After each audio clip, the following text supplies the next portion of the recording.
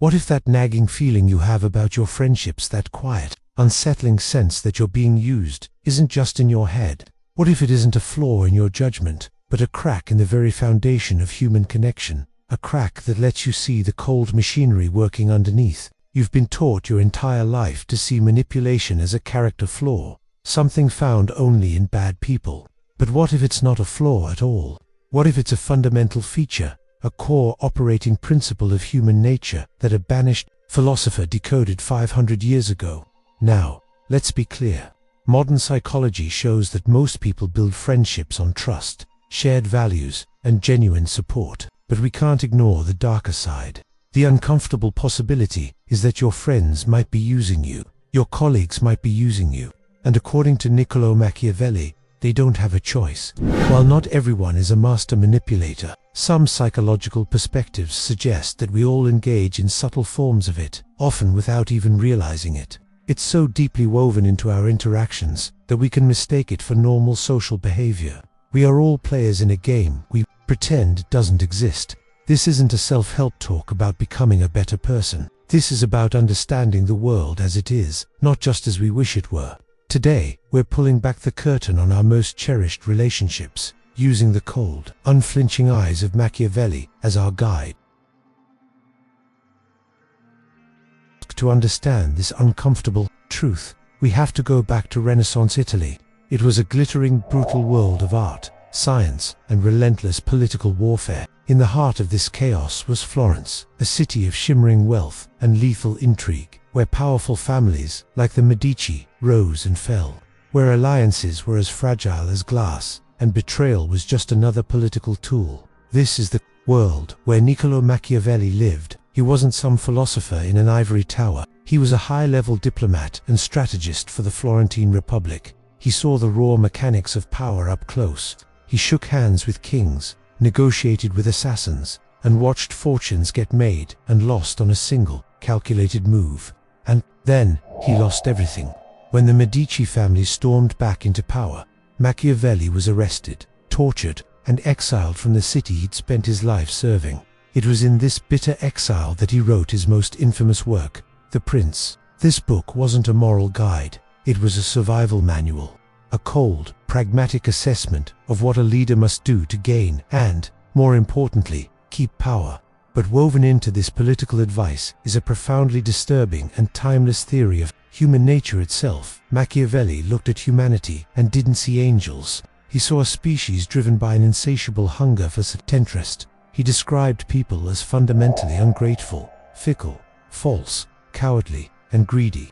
Of course, modern psychology recognizes a far wider spectrum of motivations, including genuine altruism and empathy. But Machiavelli's bleak assessment wasn't just cynicism for the sake of it. It was his conclusion after a lifetime spent watching people at the highest levels of power. He saw that beneath the fancy clothes and polite words, the same primitive drives were at work. The desire to acquire, he said, is a natural and ordinary thing. This single idea is the key. If everyone is ultimately driven by self-interest, what does that mean for things we hold sacred, like friendship?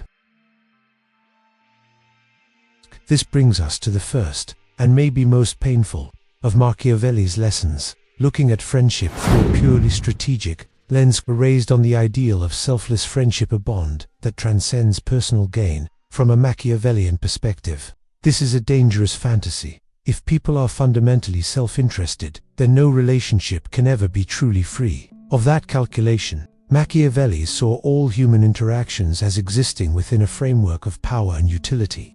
He believed the affection in friendship is based on a link of obligation, a bond held together only as long as it's advantageous. Because he saw people as weak and driven by opportunity, he knew this link could be broken at every opportunity for their advantage. In this cold light, a friendship isn't a sacred pact. It's a strategic alliance. It's an unspoken agreement for mutual benefit. This doesn't mean your friends don't like you.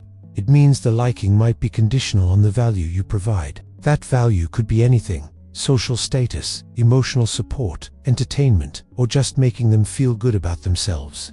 The alliance is strong as long as the exchange feels fair. But what happens when the scales tip? Think of the friend at work, your allies in the daily grind. Then, A promotion you're both up for becomes available. Suddenly, information is withheld. Conversations get guarded. A subtle campaign of undermining might begin. The strategic alliance has hit its conflict point, and self-interest, always the silent partner, takes over.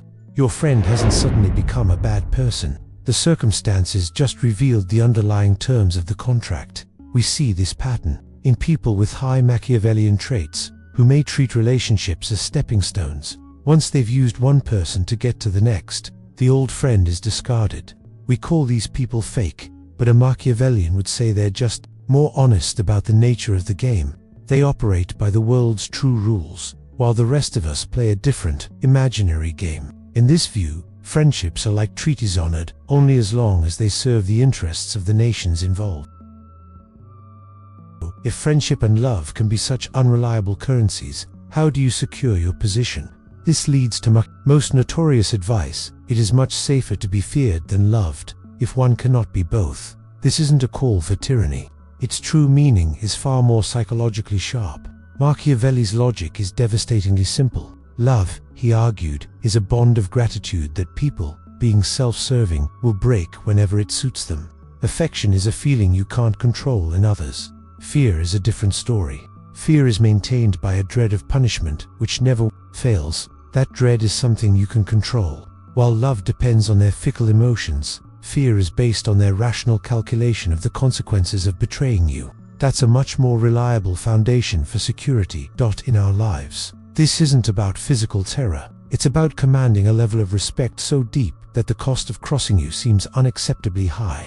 It's the fear of losing your value, the fear of social or professional fallout, the fear of being cut off from your network or your judgment. In the workplace, the loved manager is popular until they have to make a tough call. The love evaporates the moment it clashes with an employee's The deeply respected manager is one whose competence and boundaries are so clear that people wouldn't think to take advantage. They fear the consequence not of being yelled at, but of losing the respect of a formidable leader.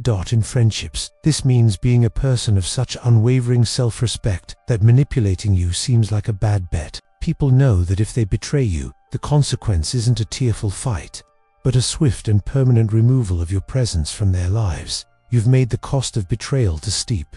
You've based your security on what you control, actions and boundaries, not on what others control their fleeting affections. But Machiavelli gives a critical warning: avoid being hated. Fear keeps people in line, but hatred inspires them to conspire against you.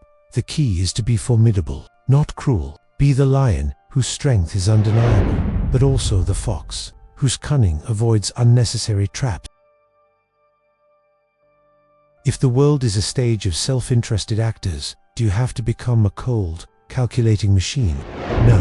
This is where Machiavelli offers his most cunning lesson: the art of the mask. He wrote, "Men in general judge more by the eyes than by the hands, for everyone can see, but few can feel. Everyone sees what you appear to be, few feel what you are." He understood that people are pretty bad at judging true intentions. We're surface-level creatures. We judge based on the performance of virtue, not its substance. Therefore, argued, it's not necessary to have all the good qualities, like honesty and compassion. It is only necessary to appear to have them. This is the core of strategic impression management. The successful person in a Machiavellian world understands that the perception of their character is a tool. He even says that always being good can be harmful, while appearing to be good is useful. You must have a mind ready to change to the opposite when necessary. We see performances of this everywhere. Think of the colleague who is a master of public charm, but privately undermines their teammates to get ahead. They aren't being inconsistent, they're being strategic. Social media is the ultimate theater for this. A dating profile isn't a real person, it's a campaign poster, curated to project the most desirable virtues. A Machiavellian doesn't condemn this. They acknowledge it and learn to use it. They understand charm can lower defenses, and that generosity can create a sense of obligation. It's a cynical worldview, but it explains a startling amount of social behavior. The person who understands the power of the mask holds an incredible advantage over those who naively believe what they see is what they get. This leads us to the brutal, logical conclusion of Machiavelli's philosophy, often summarized by a phrase he never actually wrote. The ends justify the means. His actual point was more pragmatic. If a leader succeeds, the means he used will always be judged as honorable by the masses, because success creates its own retroactive justification. Victory writes the history books. In our personal lives, this is the most unsettling truth. It suggests that some people will betray trust and exploit loyalty if they believe it leads to a worthy goal, a promotion, a relationship, or status, and they'll often feel justified in doing it. The friend who betrays your confidence will tell themselves it was necessary. The colleague who sabotages you will rationalize it as a competitive move. When you understand this, you stop being surprised by betrayal. You see it not as a shocking anomaly, but as a predictable outcome of human nature under pressure. So what's the point of this dark knowledge? To turn you into a paranoid cynic? No, the purpose is not to make you bitter, but to make you a realist. Machiavelli's philosophy isn't a prescription for how to live, but a description of the world as he saw it. It's a map of the dark forest of human nature. Knowing the map doesn't force you to become a predator, but it can stop you from being prey. This knowledge is a form of power. It frees you from naive expectations. It lets you navigate your relationships with your eyes wide open. You can still choose to be a good person, to be loyal and trustworthy, but you do it with the full understanding that you're operating in a world where not everyone plays by those rules.